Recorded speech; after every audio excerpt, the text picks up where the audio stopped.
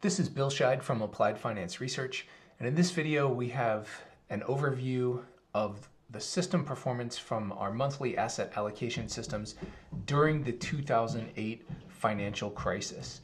If you're not familiar with our monthly asset allocation systems, they are designed to help traders and investors profit from market trends by rebalancing their portfolios on a monthly basis. One thing that these systems are excellent at is identifying and capitalizing on major moves in the global markets, and also, as we're about to see, avoiding major bear markets. So what we have on the screen here across the top are results for two configurations each of our most popular systems, our momentum system called BMR21 and our moving average system called PMA-SPY. And then we also have the results for a hybrid system that combines both of these into one meta system. The differences in these columns is this column with nothing in this cell is the system straight out of the box, and over here we add the volatility stop and short positions.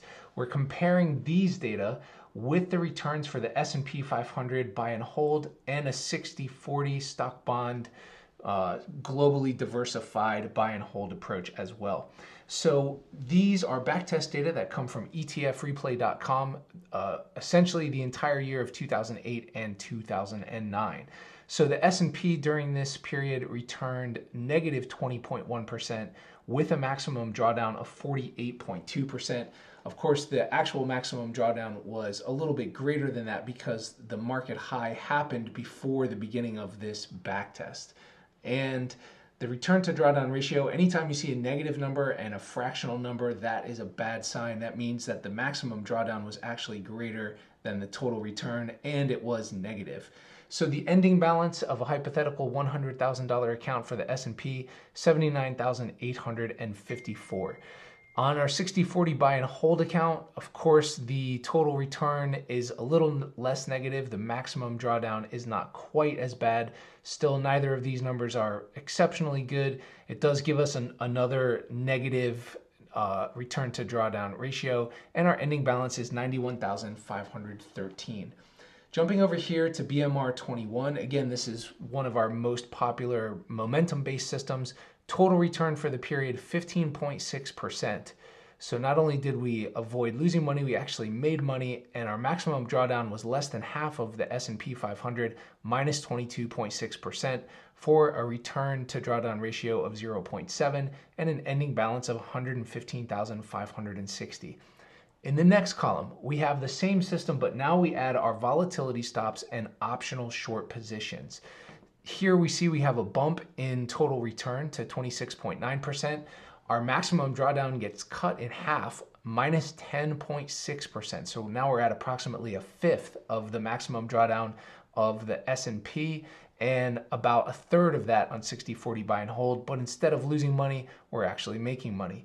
Our return to drawdown ratio is 2.5 and our ending balance is $126,872.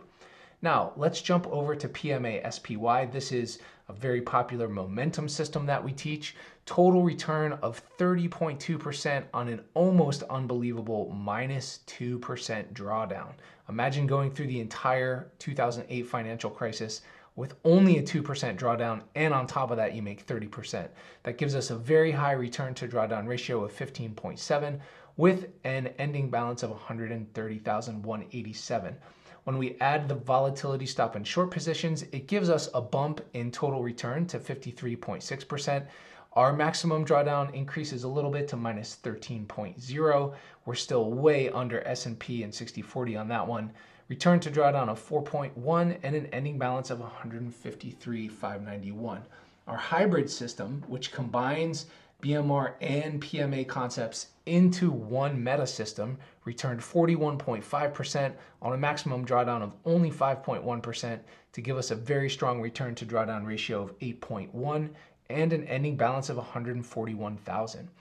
At the bottom, we have the equity curve for each of the systems, and then we have 60-40 in light pink and S&P 500 in dark red. And one thing that I think is very interesting here, this light green curve is PMA-SPY, And it's interesting to note that this system started 2008 in cash because it had already recognized deteriorating market conditions. So when the system, when the market really fell off the cliff here in the fall of 2008, that system had seen that coming for a while.